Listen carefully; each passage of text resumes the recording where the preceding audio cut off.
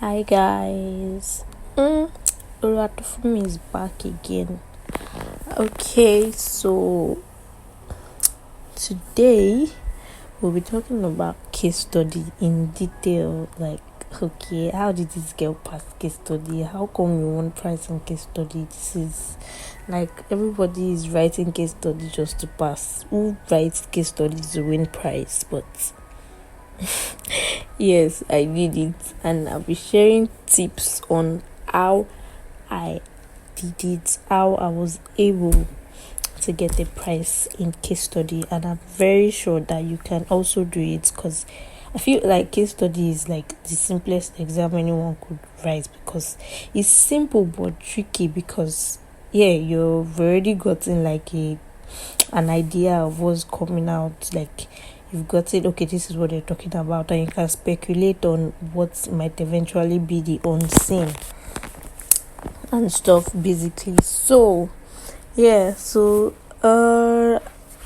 start by talking about what case study is really. What is case study? Like, case study is more like you analyzing a given situation, a given financial situation, or you analyzing the activities of a business for a year,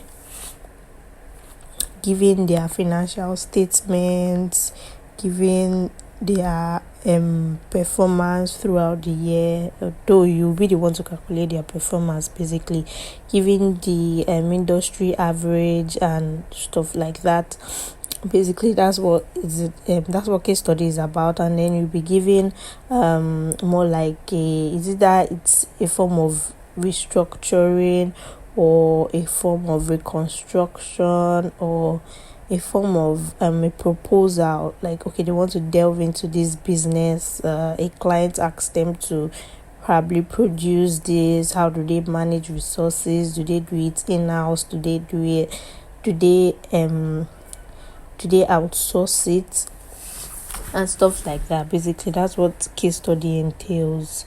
And the simplest part of case study is actually that part that you are giving the pre-scene. Like, you can easily, you just writing that part of the exams, you guarantee yourself at least 30 to 40%, and all you just have to do is work for the remaining 20% which you're unseen. And trust me, you can. Let me tell you, you can actually get more than the 30-40% that you want to get from that unseen, if you follow these steps I'm going to be giving you. Like, it is way simple. Just so you know, this is not my idea. This is whatever I'm going to be saying today is actually generated from the ICAN case study pack. I know why I took my time to go through the pack again and then bring up some points is because I know most people prepare for case study like 2 days to the exams. Most people don't even open textbook. Some people don't even know that there was case study textbook. I'm saying even yes, so I am actually a culprit on that one, because I didn't know like there was a case study textbook. It was my friend that told me that it was all I knew. Like, I feel like getting information is actually very important when writing your exams. Like, talk to people that have gone through that stage, people that have written that exams rather, and stuff like that. So my whole idea of case study was that, okay, when it's time for the exams, they will release the pre-scene. You can't read anything without the pre-scene, and there was no textbook and stuff like that. All of that was what was on my mind, basically. So please, and please, it is not actually, I would not advise, well, people do it and then they scale through. I would not advise that you study for case study 2 days to the exams or things like that. They're actually techniques, they're actually basics to these things that you might not be told. What most people do is just cram the textbook and then that's all, and they go on pour, or rather, sorry, did I say, I didn't mean cram the textbook, I meant cram probably someone's analysis or something like that, basically. So please read ICAN case study pack. for your case study examination. So yeah, so let's delve into the main. Now, case study consists of case study really consists of 3 parts, but then these 3 parts are actually broken down into different parts.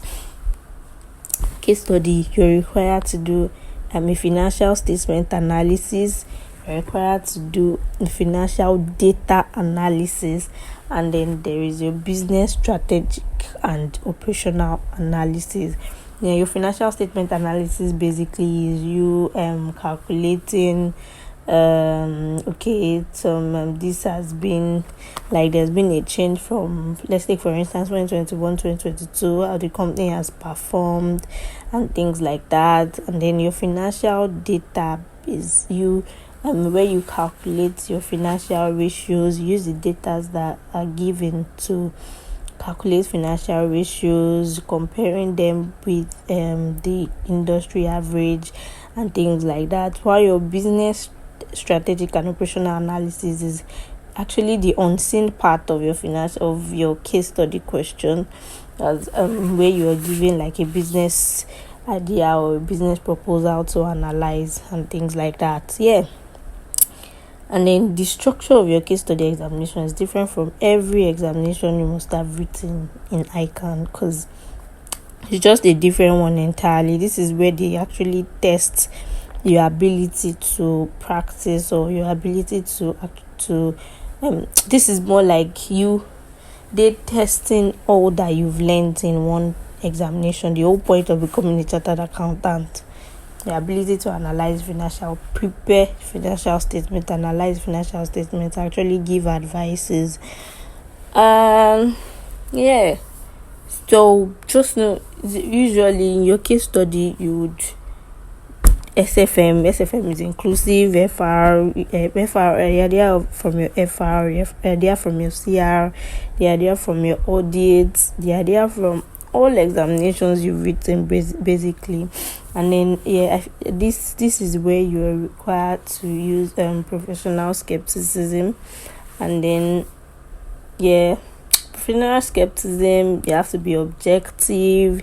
And then in case study, you should not give any analysis outside what is given in your examination question or what is given in the case study. Do not bring out an idea do not bring up an idea from so I don't know, like you just this is what should have been done, why didn't they do this? Like just thinking outside the box. You must think in the box. Do not write anything that is not given in your case study. And then common mistakes, like try to avoid mistakes in writing, like try to avoid error, spelling error whatsoever. Do not make your report rough. Do not cancel, do not shade, and that. Basically. So what your report entails, aside the financial statement analysis, financial data analysis, and that, you need your cover page, you need your disclaimer. This disclaimer is inclusive in the cover page. You need your executive summary.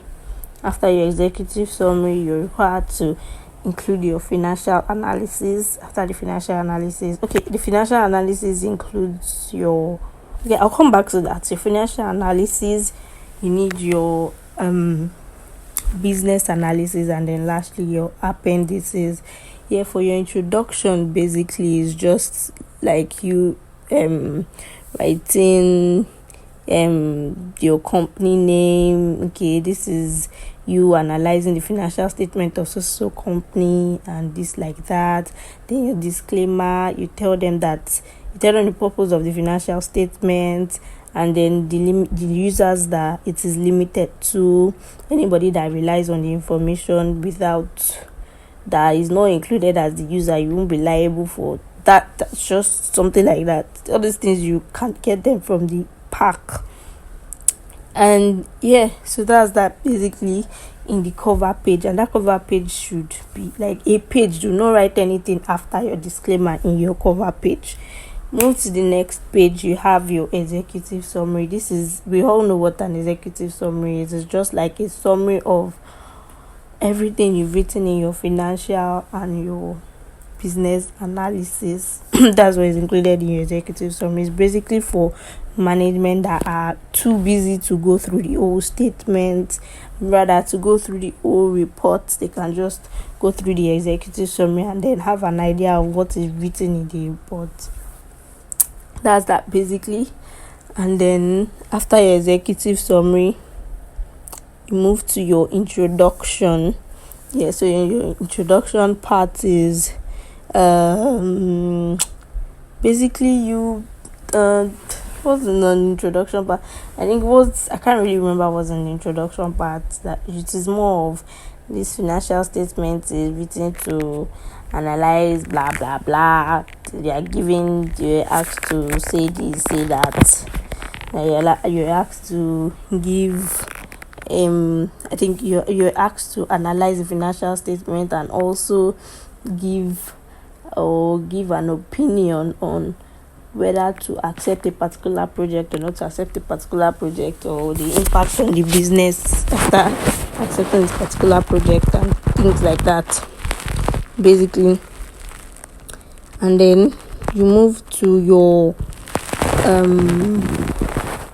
financial analysis. Your financial analysis basically is you using the information given in the financial statements, where you use your ratio analysis. And then please always start with your appendices, so that whatever information you're giving in your financial analysis will be linked to your appendix, because you have to more like you including workings in your appendices. Yeah, basically that's that. And then you move to your business analysis. Also, your business analysis is you analyzing the business proposal, analyzing the restructure, analyzing the capital reconstruction or business reorganization, or whatever project that is being given, whether to accept or reject, whether to outsource or do it in-house. Sorry about that. And that basically. And what else? You have your conclusion and recommendation. Note, your financial analysis, you have to give conclusions and recommendations. Also, your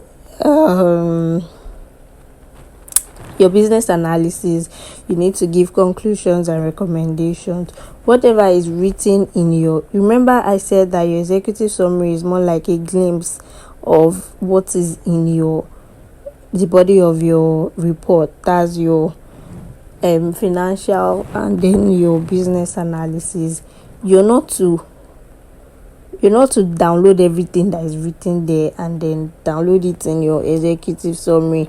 What you need to do is pick out relevant points. You don't have to write full statements.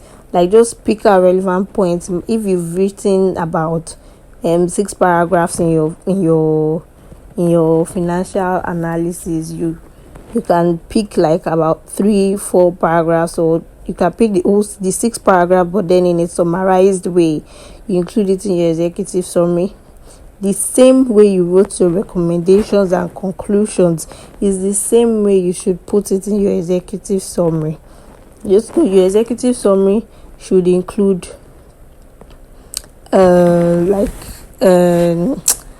how would I put it? I'm trying to give an example. The executive summary should include, you were engaged by the social company to carry out an analysis on the financial statement, and also to do this, to do that, to do this, to do that. And then you would include that.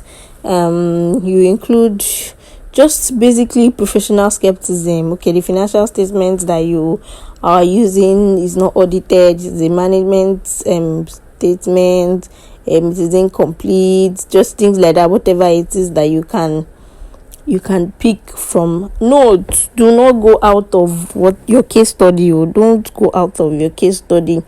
just keep, okay, this account was not audited. If the account was audited, you don't need to put that the account was not audited. Please and please. It's just an idea. There are other things that you might figure out. Okay, this was prepared by an intern who was prepared by a less experienced accountant and is subject to errors or omissions. Okay, this was treated this way, shouldn't be here. This, that. Those are basically professional skepticism. And then, you give your conclusions and recommendations. Then for your business analysis also, you analyze the business. All information you're including should be backed up with appendices, your calculations. You put them in your report.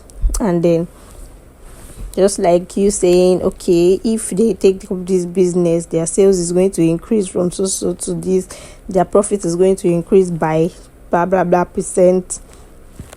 And then please always indicate what workings it is, what maybe say appendix 3, appendix 4, appendix this and that. And then also let your report have appropriate headings. Let them have appropriate headings. I think for the financial part does not really have headings rather. While for your business part, you would have I think the risk the business is facing, just some headings like, okay, if they accept it, if they don't accept it, the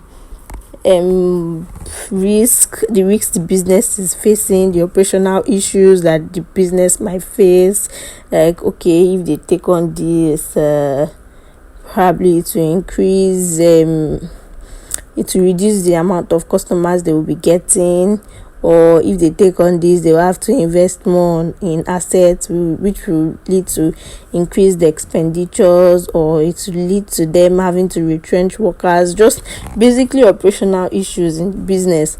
And then for the risk the business is faced, probably it would open doors to